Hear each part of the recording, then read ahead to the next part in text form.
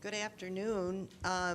We're going to go ahead and get started. It is 1:30, and I know everybody's on time frames for ending and starting. My name's Emily Deedy, and I'm a volunteer with VNAs of America.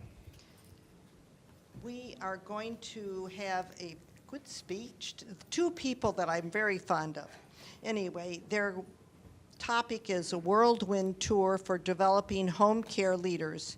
It's presented jointly by the Alliance for Home Care, Home Health Quality and Innovation and the Visiting Nurse Associations of America.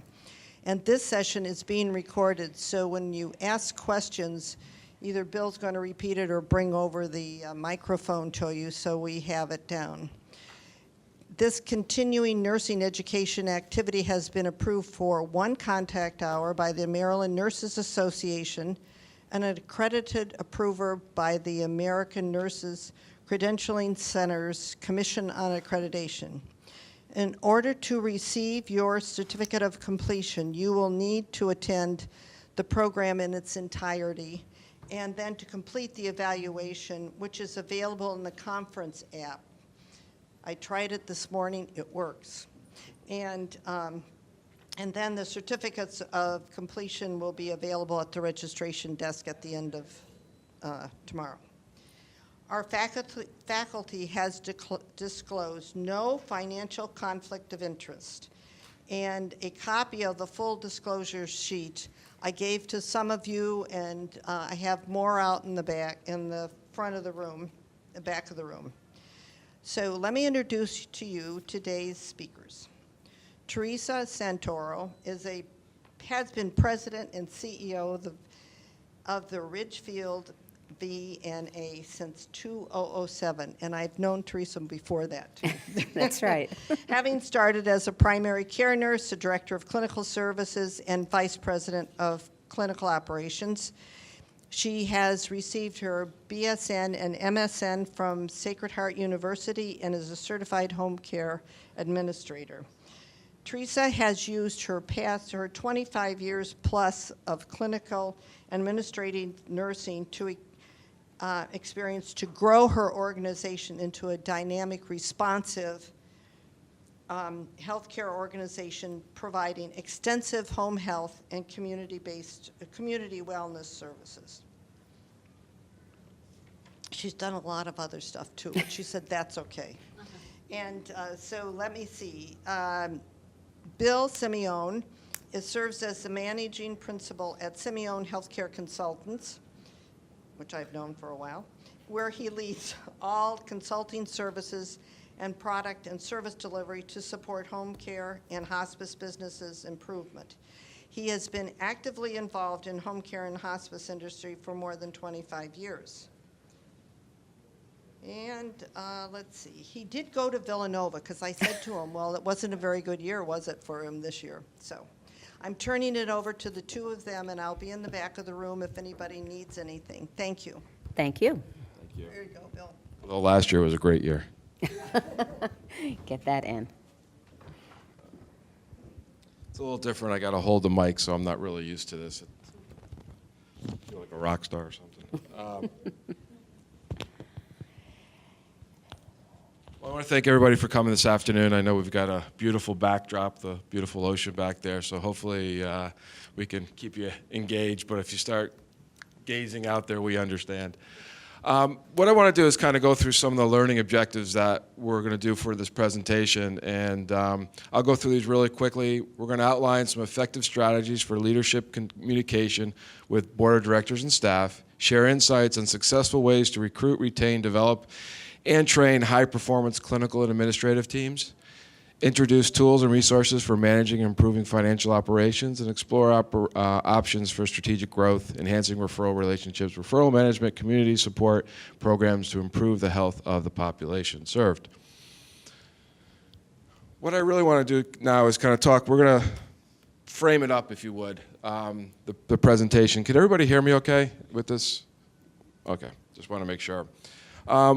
I want to talk a little bit about leadership, and when we take a look at it, there's a whole bunch of stuff here, culture eats strategy every day. But, when we take a look at leadership, it really kind of means a lot of different things with a lot of organizations.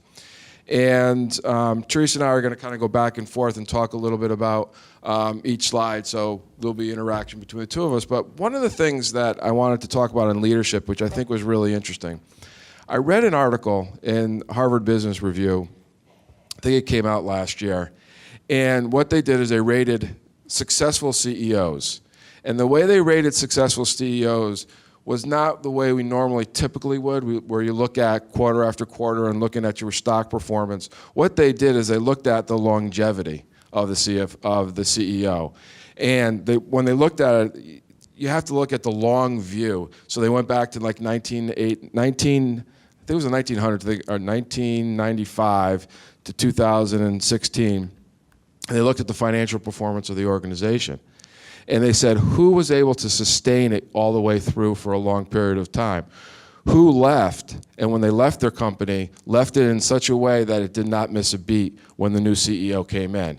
And that's how they rated the CEOs. So when we talk about leadership, we got to take a look at that. It's not just today, but it's really taking a look at everything going forward. So again, it's building leadership.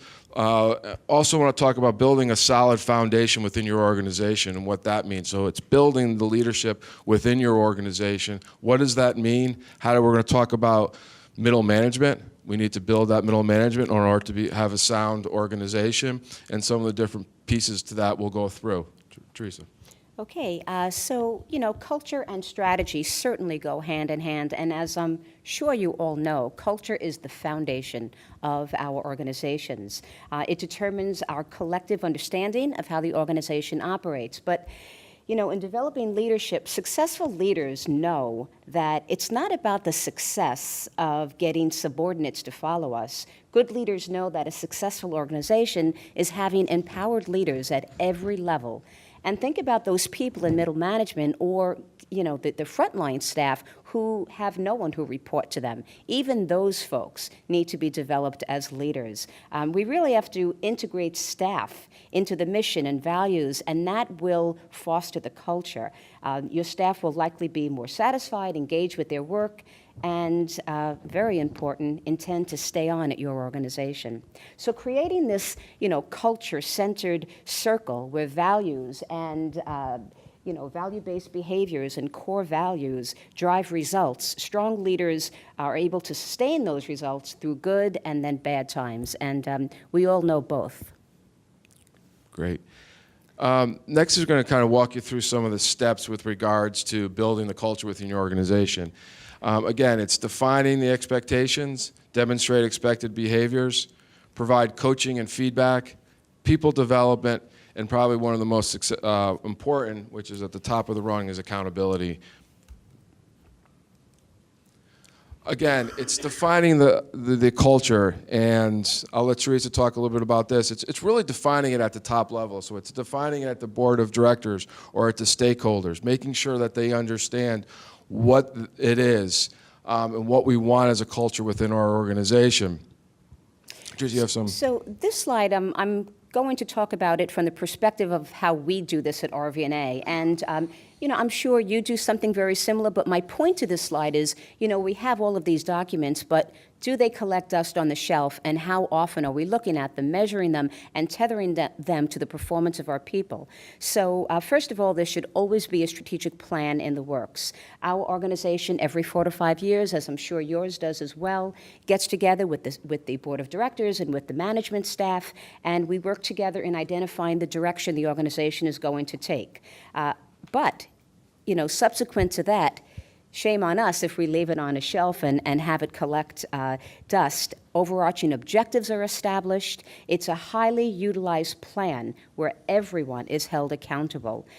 Community stakeholders are brought in, and we reality test the plan. The mission, vision, and values are tested. You have to make sure those are in alignment with the culture that you're looking to foster and move forward, and you need to make sure that it's realistic. Operational expectations are then established. You move to the managerial and the operational side, and those are tied to the individual's performance evaluation. Job descriptions are looked at, and everything gets examined, and it's a very healthy way, very healthy process for the organization. One of the things also is taking a look at, do we understand what our mission is? And one of the things that I work for an organization, and one of the things, everybody had a badge, and they also had, attached to the badge was the mission of the organization. And guess what? I personally said, does anybody really know what that is? So I, just out of the blue, I went to somebody that I was working with. I said, can you quote the mission? And they, word for word, they knew exactly what it was. So by having it with them, they lived it and breathed it, which is very important. Sometimes you think these are small little things, but at the end of the day, I think they're very, very important to the organization.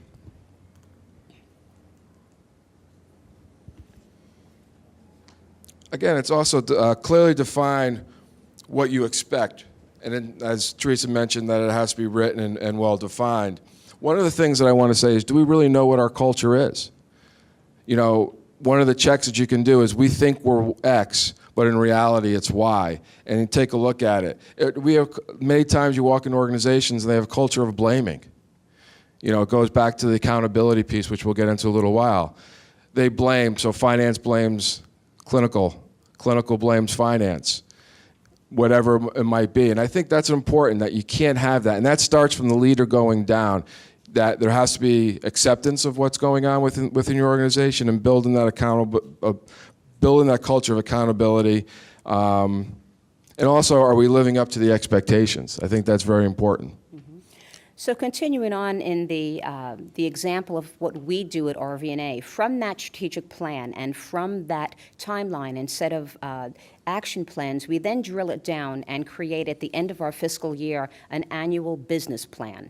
And it's a document that every person in the organization sees, from the CNAs to the middle management to the nurses, caregivers, and upper management. And we have a great face sheet, and it's a depiction of 6 pillars, and we call them organizational objectives. We have growth and innovation, fiscal performance, quality, safety, and service excellence, data technology, skilled and motivated workforce, and physician, donor, and community relationships.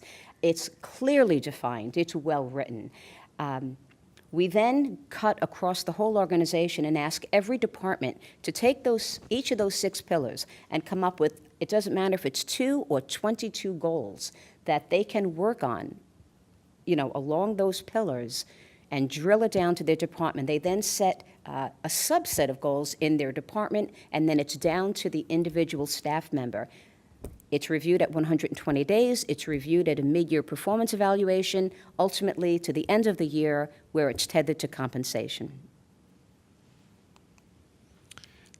The next area, the next step, if you would, is demonstrate expected behavior. And it's really important. It's walk the talk.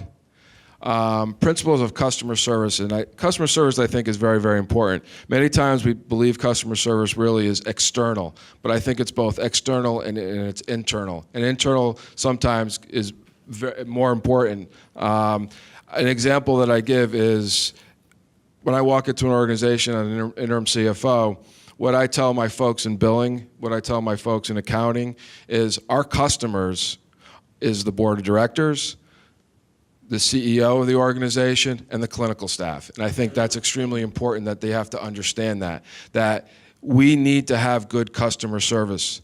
On a billing side, we need to make sure that we treat the clinicians with respect. If documentation is missing, that we ask them in a polite way. It's not an accusatory way. All those different things. And I think that is the way organizations need to kind of build that and have that customer service within the organization. Establish consistently, learn to manage emotions. We all know those managers, we probably all had those managers that go from 0 to 60 in a split second. And we've all been in that meeting where all of a sudden that happens, and guess what? The meeting's basically over at that point in time, because that individual at that point has no rational thought as to where we're going to go from there. So make sure you're able to manage your emotions, because people feed off of you on that. Manage the process first, not the person. I think that's also very, very important. If someone is not doing a good job, we need to make sure that the process is not the issue, because many times you'll find sometimes it is the process. And we have to make sure that we can change that process in order to make that person succeed. So go through the processes, make sure we have the right processes as you go forward. And know you care before they will care about you. What is that? Loyalty. Develop loyalty from your staff. That's something that takes time, but have their back. I know just in my own organization, there's many times we could be our own worst enemies, if you would. We take on too much work, we take on too much, and we set ourselves up for failure. As a good leader, you need to make sure that you don't do that for that person, that you tell them you're taking on too much so that way they can succeed. Mm-hmm. So demonstrate expected behaviors. You know, in a nutshell, I'd say, manage others the way you want to be managed. And I know that sounds very simple, but, you know, think about it. Ask yourself, what kind of leader are you? Are you building a community of engagement and working to bring out the best in people with your own behavior? The ability to reach your organization's level of success is determined by the atmosphere you create. The atmosphere is determined by the quality of the relationships, and the quality of the relationships is determined by the quality of communication and behaviors. And as a leader, you have in your grasp the ability to create and shape an environment that inspires greatness in every level. So you really need to, we as leaders really need to check ourselves first to make sure we're conveying the tone we expect. Provide coaching and feedback, emotional intelligence. Very simple. Start every meeting off with some good news, not necessarily bad news. Simple, but it's something that could be very effective. Be positive in your approach. Constructive feedback should build somebody up. Don't focus on all the things they did wrong, but focus on how they can fix what they did, or whatever that might have been, if it's a deficiency within that individual. You get more results that way, better results that way. Also, an area, just to kind of summarize some of this, is one of the things that we all have a tendency to do is when we ask somebody to do something, we really don't tell them why. We just say to do something, and many times it's very simple. If you explain why you're asking them to do something, the results are so much better than if you just kind of go through the whole process. So that's something I would be very careful within your organization that you can do that. I think it goes a long way. Emotional intelligence is really the ability to communicate empathy and compassion, treat people well, relate to them on a human level.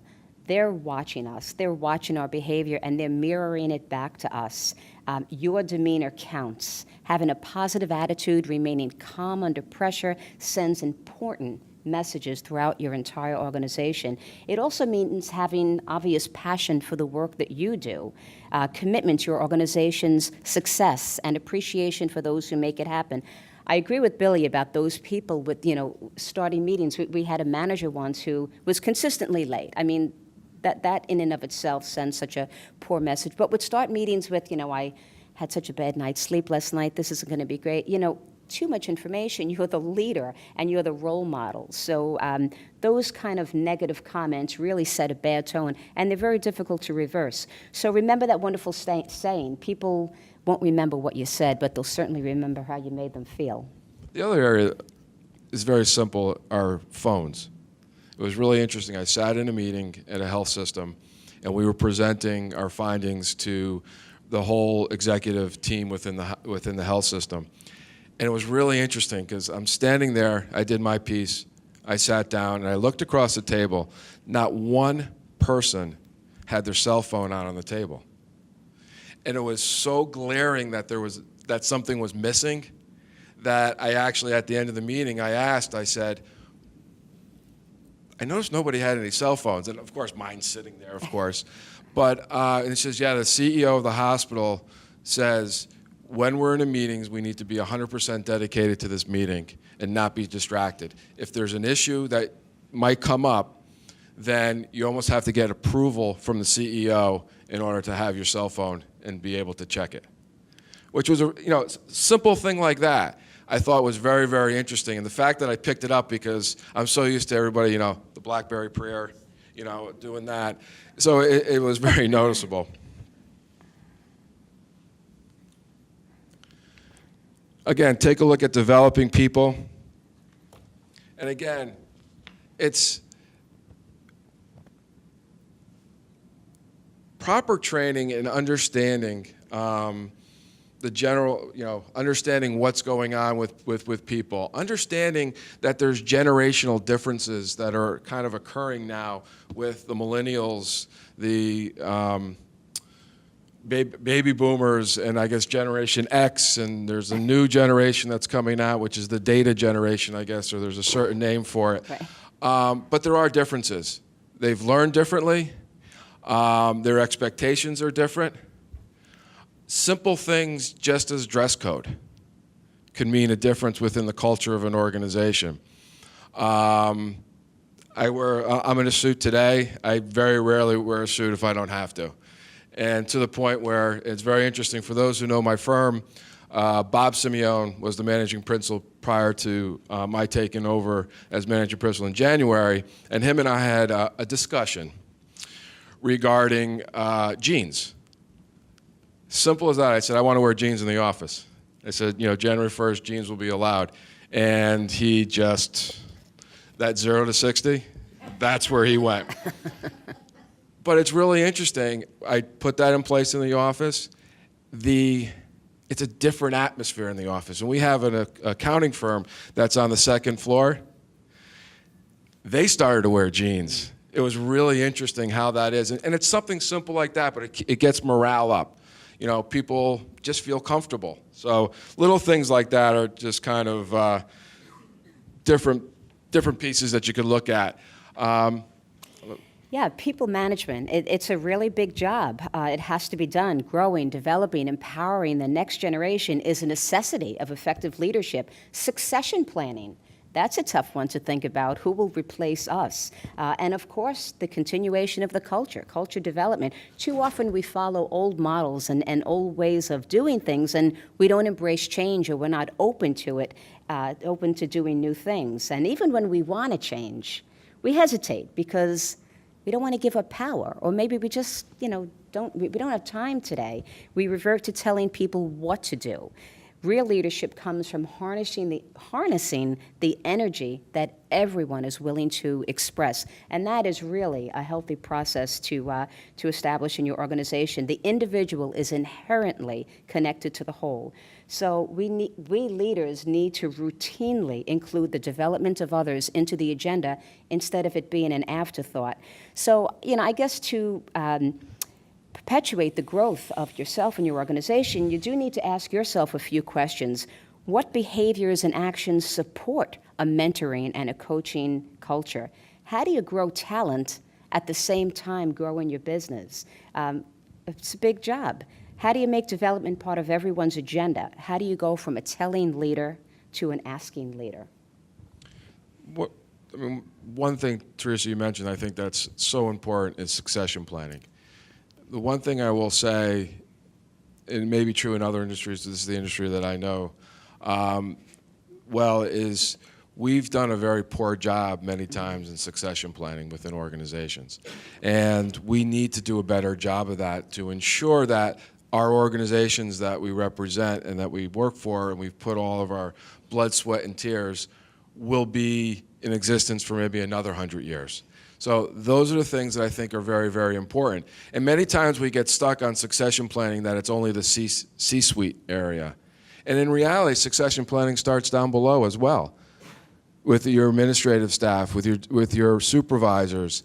So what you do is you help them prepare somebody who's going to succeed them so that they can continue to move up and they can continue to grow within the organization. And it's very important. I think we need to kind of take a look at that a little bit better within our industries to make sure that we have the right people in the right places. The next one, which is very, very important, accountability. It's something that's thrown out all the time, holding people accountable.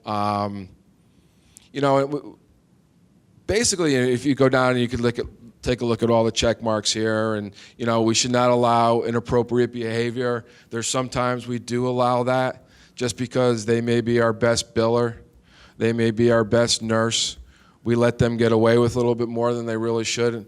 Well, we need to make sure, because other people are watching that. Focus on the process first, then the person. I mentioned that earlier. Create a safe environment. One of the things that I will say is there's, in many organizations, kind of a tension between finance and clinical sometimes. Just because of whatever, for over years, that walls have been built up between finance and operations. And if you take a look at it, and I walk into an organization and I'll just say, well, if they would just hold the nurses more accountable, we can do better. Our losses are because the nurses aren't being productive, and X nurse should be doing 5 visits a day and she's only doing 3, but you know what? No one looks at her. Nobody cares about it. So, and what I say back is that, well, have you ever talked to them? Do you understand the challenges that individual may or may not have? Do you understand what's going on both sides of the equation?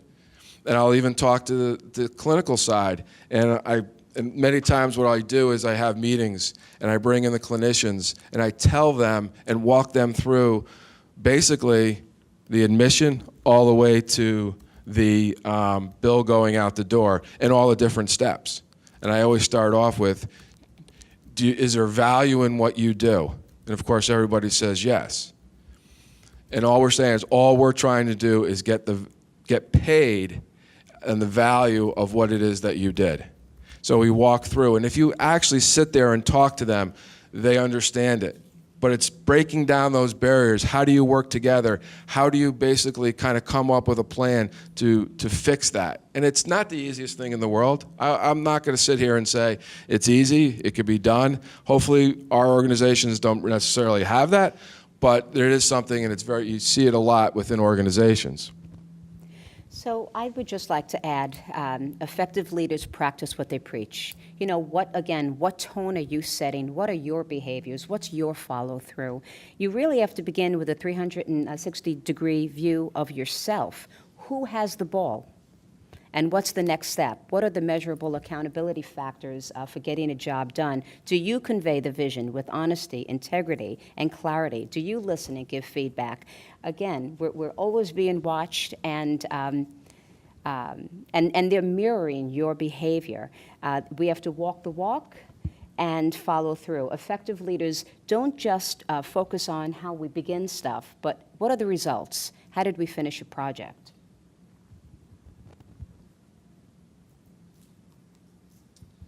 We're going to kind of transition a little to developing a high-motivated team and talk a little bit about some other areas.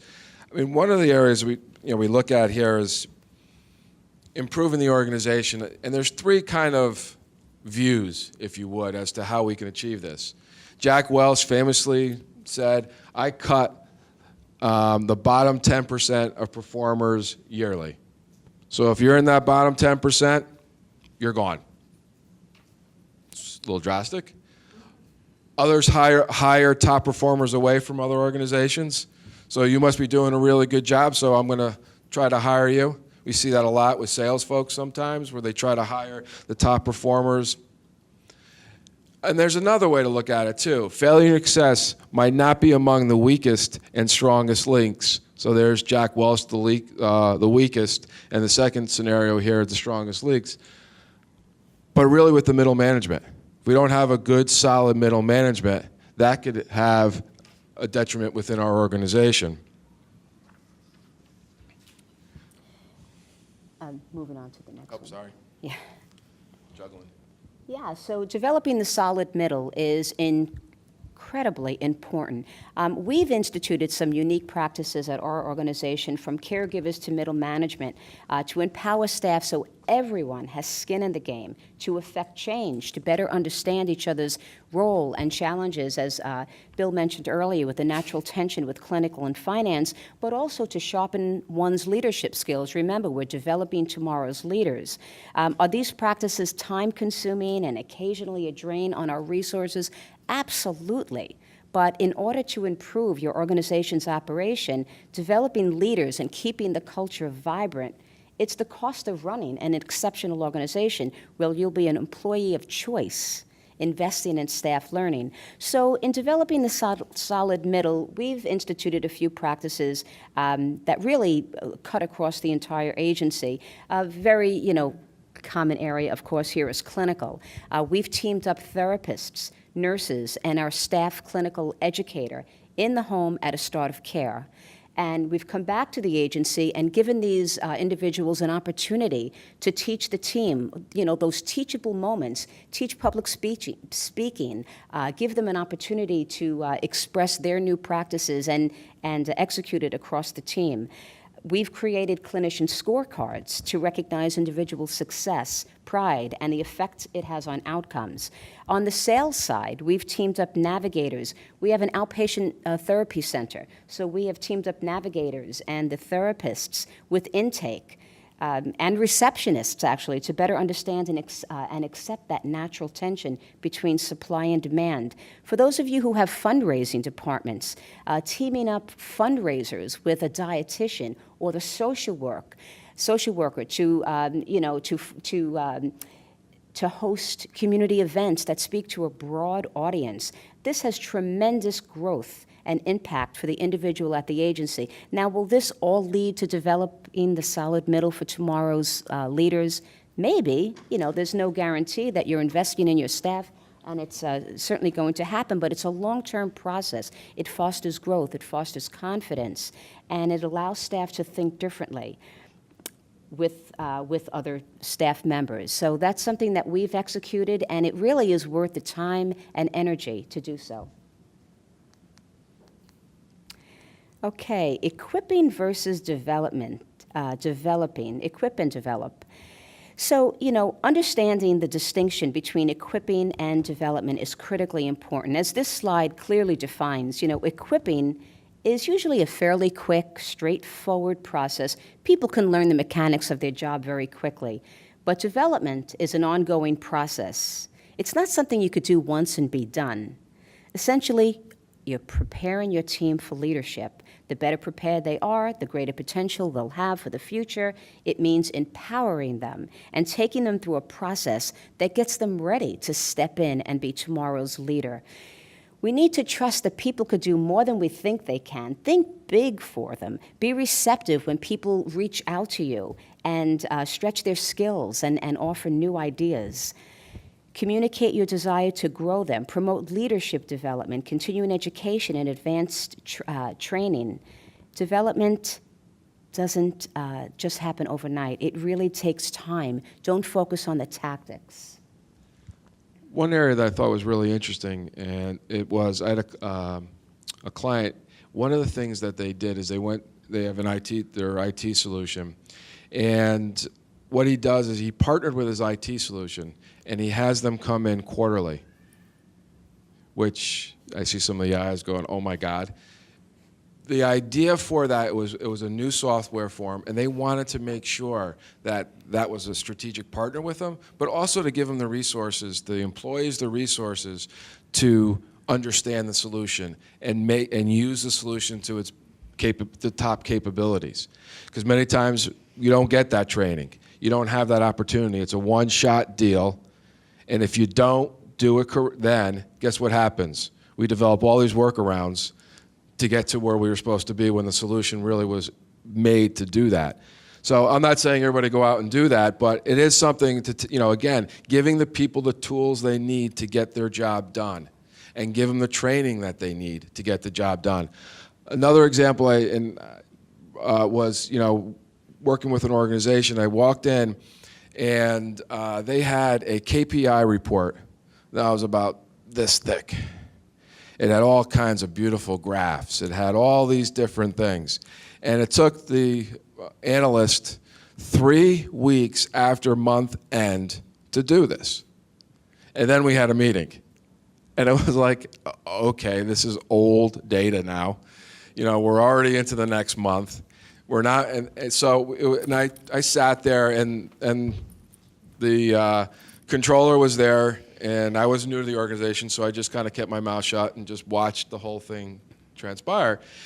And it was really, really interesting because he went through all the reports. Nothing's changed, nothing's changed, nothing's changed. We did a little bit better on this one, nothing changed. You know, we're still where we are. So after everything was done, I asked a simple question. Does everybody even understand what the KPIs that are on the report? And a couple people raised their hands. I said, more importantly, does anybody know how to move the dial to change those KPIs? And a lot of them had no clue. So here it was, I spent somebody who spent 3 weeks compiling all this information to give it to individuals, and they really didn't know what to do with it. So what did it do? It sat on a shelf in their office. And then they went to the meeting the following month, and then went through the whole process again. And guess what? This meeting was just useless at that point in time. So what we did is we broke down into little groups, decided what was important, decided what the KPIs were, how we can move the dial on those KPIs. We developed KPI reports for different departments. I think I mentioned that. And then we had meaningful meetings. And what we did is intake. We had a meeting with intake with their KPI report. Clinical, theirs. Finance, theirs. And it was so much more productive. And then we were able to get things done, and we started to make change within the organization. And you got to do it soon. It can't be 3 weeks after, because then it's stale information. And guess what? The next time you get them, you have no time to make any changes. We got to empower our staff. I think that's really, really important to make sure that they understand and they're able to do what needs to be done.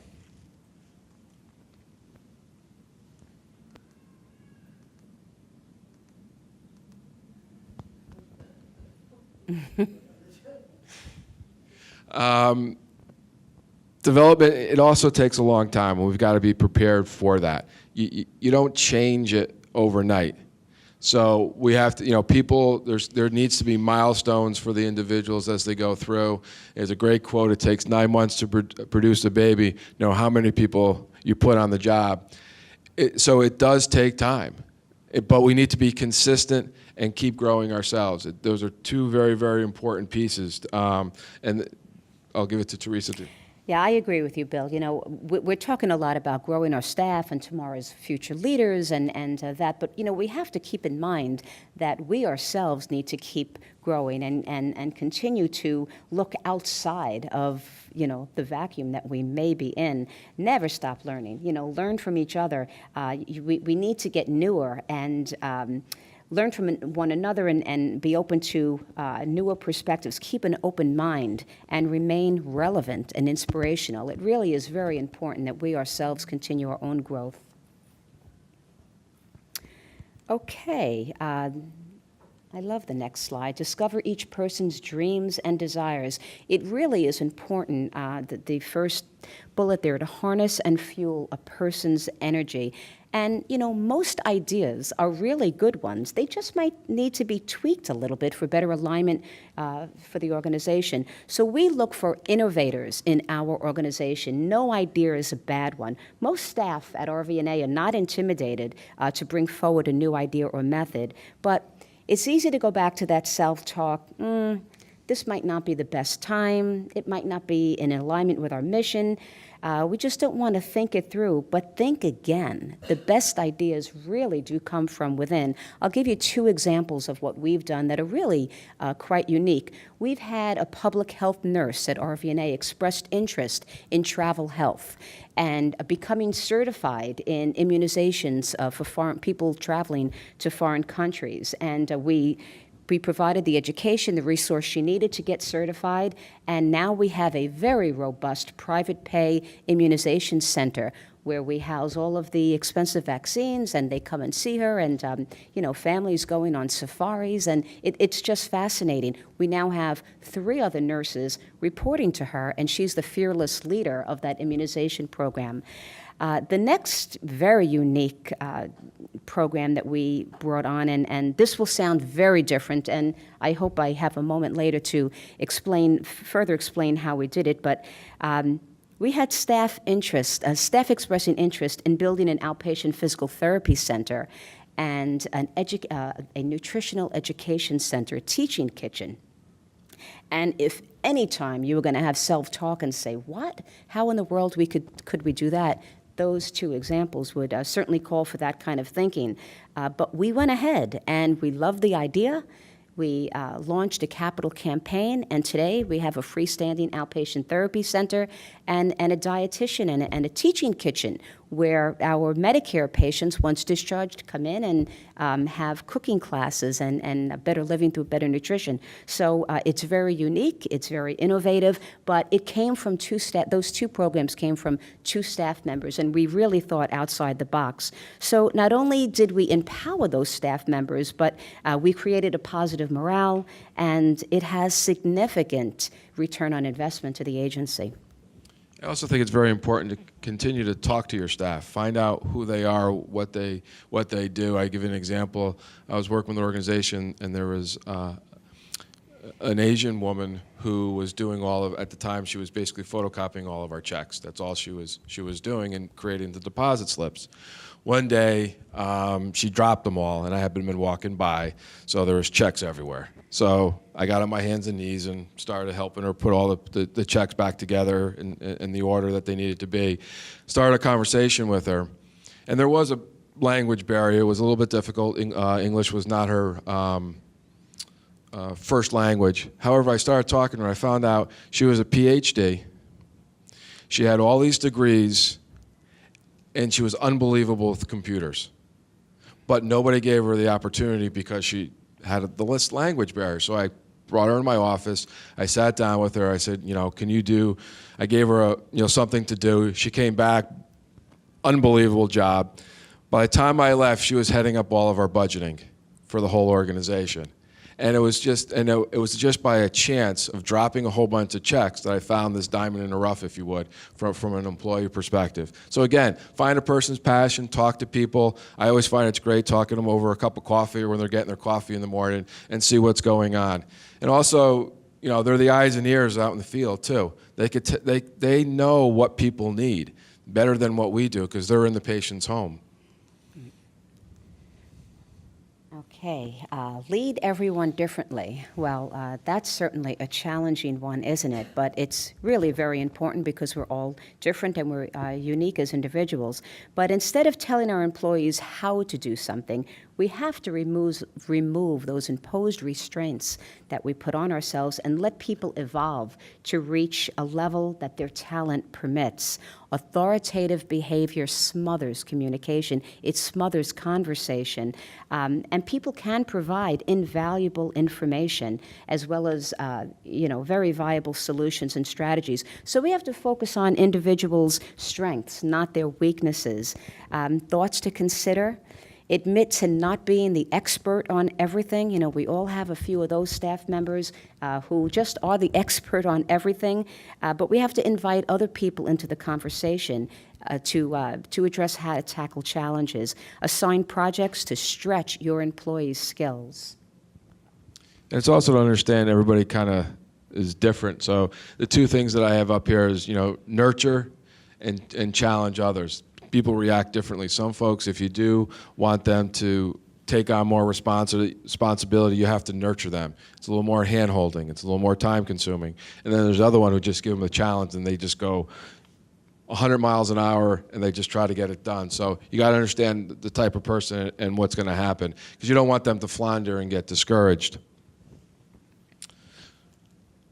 Okay, so regarding a formal process for establishing individual goals, we all do the annual performance evaluation where we measure someone as compared to their job description, as compared to the goals that you establish. How well are we spending time during that performance evaluation on talking about personal, professional accomplishments, achievements, goals that they'd like to work on, and providing them a career ladder?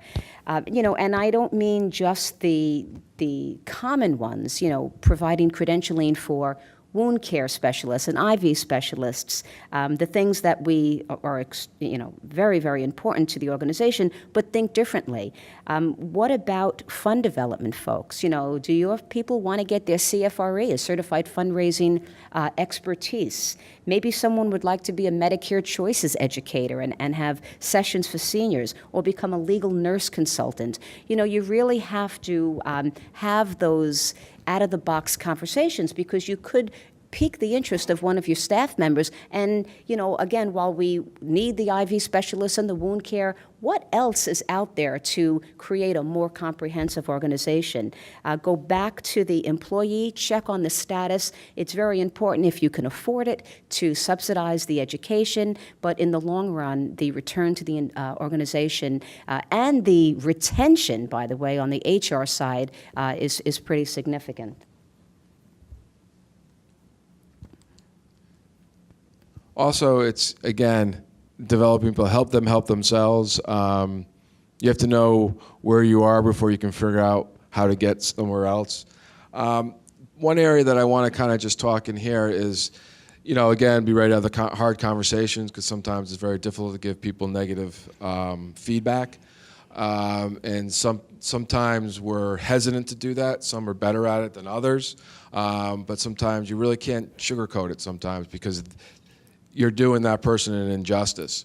But when you do that, some things that I've always found that have been very helpful is you don't focus always on the negatives. You focus on how you can improve it. So you state what it is. Maybe it's they're always behind. They're not organized. Well, maybe what you do is you tell them that, and then you give them the tools. Maybe it's create one of a notepad, a moleskin. You give them and say, hey, look, every time something comes up that you have to do, write it down. And then when you do it, you check it off. So that way you know what you have to do. It's something very, very simple, but you give them the solution, as opposed to just beating them up for the area that they're not doing really well in. Also, celebrate the wins.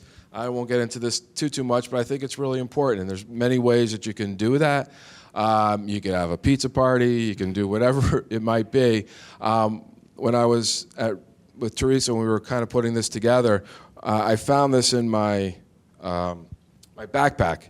And what it was, and I've had this now it's probably about 15 years.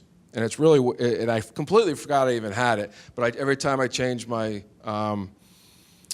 briefcase, I always put it in. I was in California at a client, and I was on vacation, and they needed something done really, really quickly. So what I did is, I was in Florida, I pulled over, went into Starbucks, did what I had to do, sent them the file, and when I got back, on my desk was this pin, and it was a $10 gift card for coffee in the hospital coffee shop. And I just thought that was the most amazing thing. And now here I am 15 years later, the people aren't even working for the organization anymore, but I still have the pin, and I don't want to get rid of it. So little things like that do go a long way in terms of motivating people and having people go that extra mile. Mm-hmm.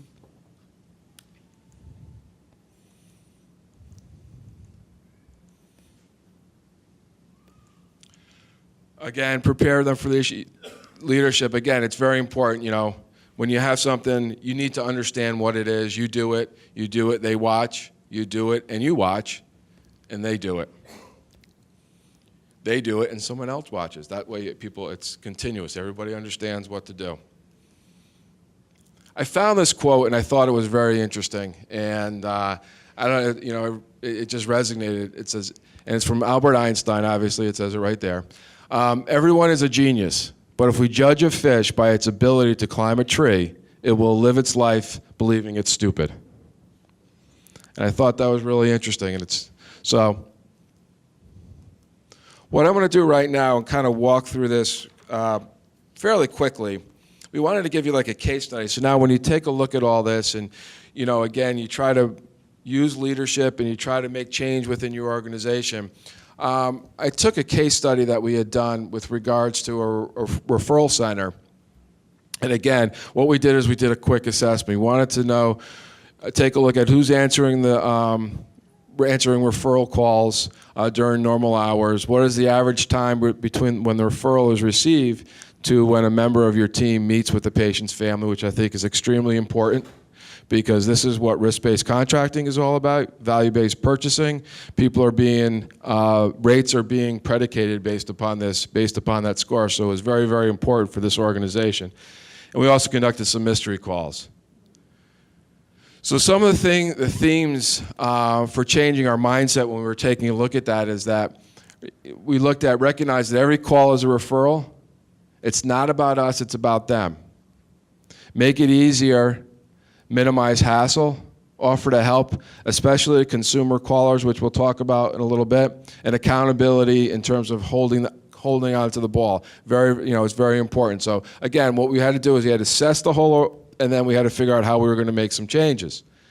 So where do we start? We started looking at referral to admission process.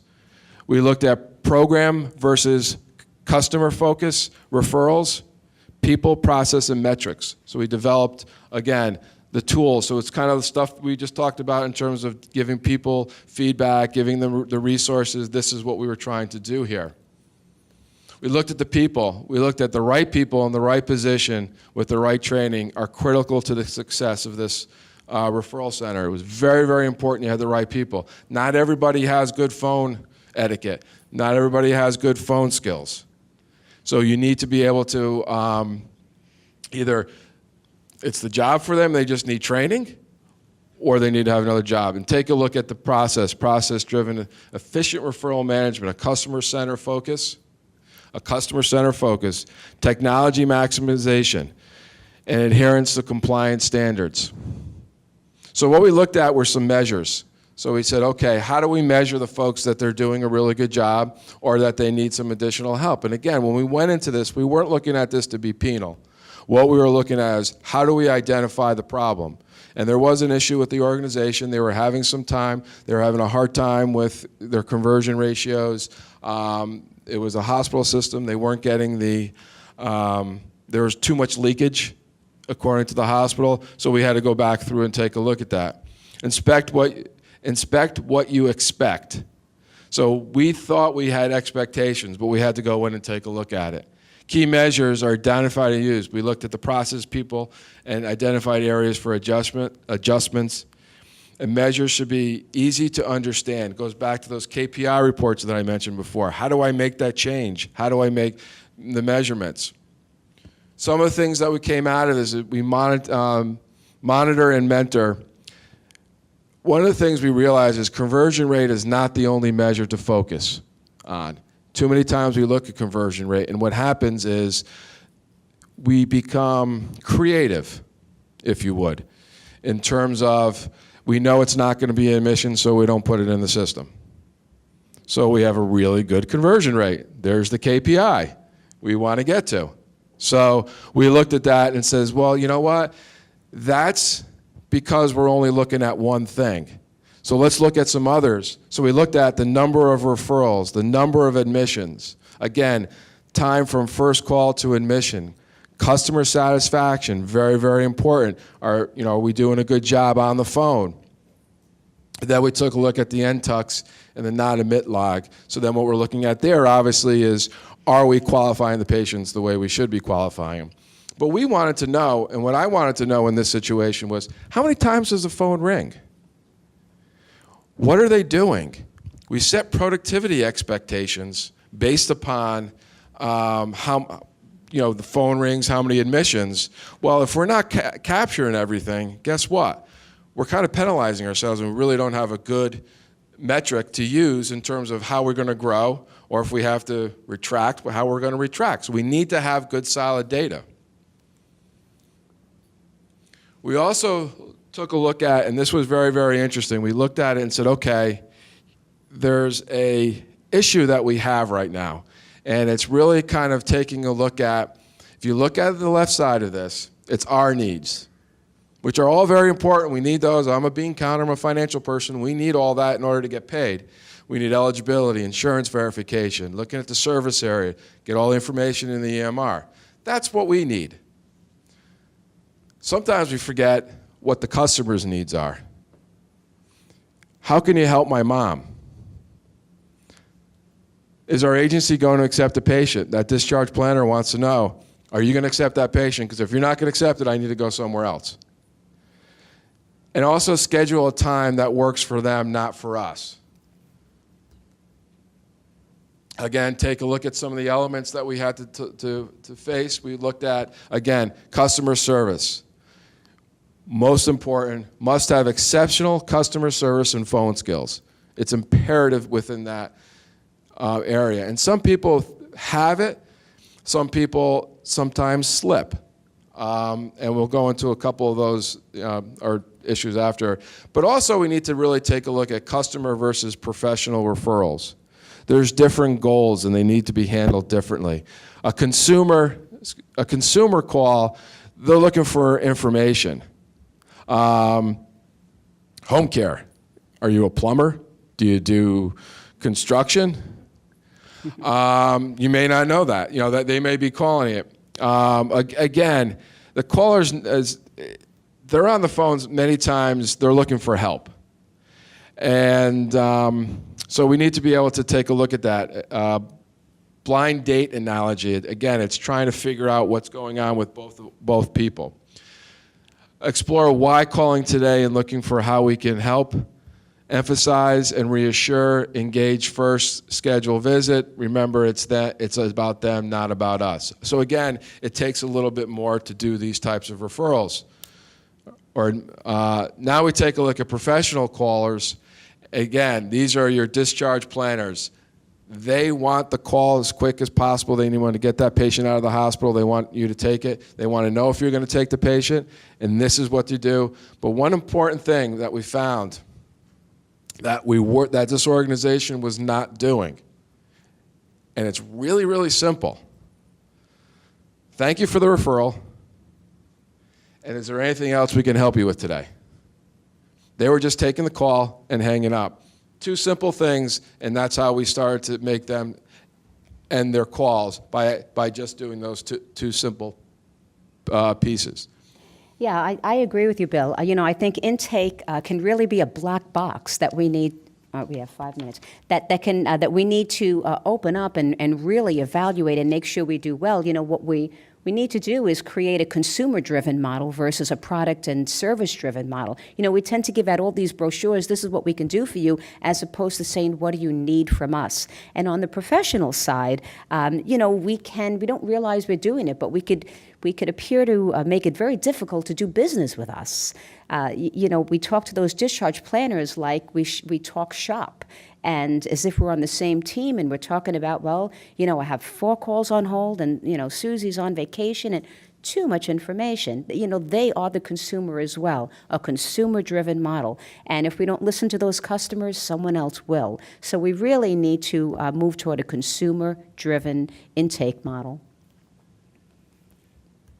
So we're kind of wrap it all up here, and really, you know, again, we kind of did a case study, and we talked about leadership, and now it's really kind of going back to where, you know, Teresa in the beginning said that, you know, you have to have that strategic plan. You got to take a look at your organization.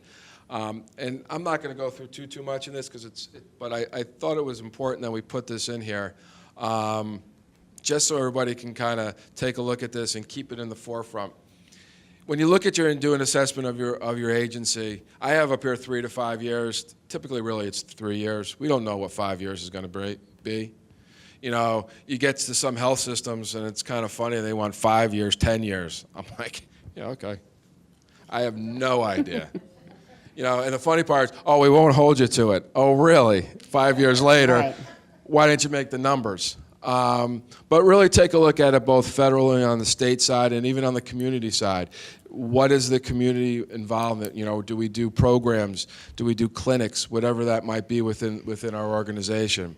Again, look at the impact both operationally and financially. But I think one area that organizations need to kind of take a look at is really understand what is their market share. How many people in this room feel they have a good understanding of what their market share is? Great, there's a few. But I think that's important, and there's many ways that you can do that. You can just do it simply from the Medicare cost reports, grab the cost reports, figure out what's going on in your area, and see where you stand. I think it's important because one of the things you've got to realize is what's realistic. What's the realistic growth within our organization? And if we're going to say we want to increase 10%, well, where's it going to come from? Evaluate the unmet needs within our community. Develop a business plan that, again, which you look at short and long-term goals. What's the potential capital needs, internal resources required. Oops, I went too fast. Very important, look at the ROI. Whatever strategically we're going to look at, is there an ROI? The programs that Teresa mentioned earlier, the outpatient therapy, the cooking, which, by the way, I want that kitchen in my house. It's spectacular. It's like the Food Network. It's unbelievable. It's a professional grade. It's really, really cool. But you got to do an ROI on that. Right. We're gonna spend X amount of dollars. Are people actually going to use it?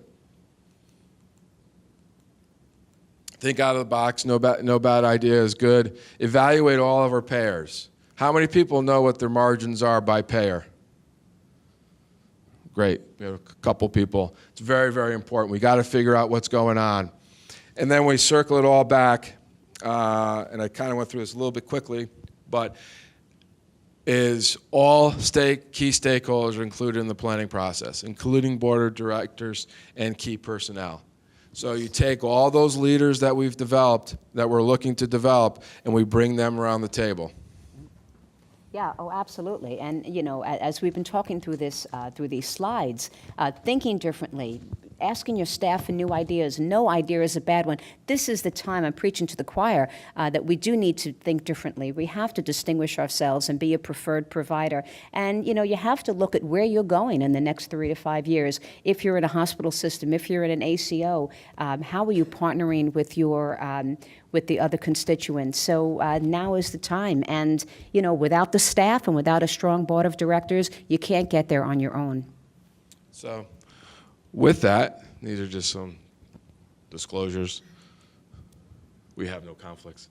Are there any questions? Thank you. Thank you. Right.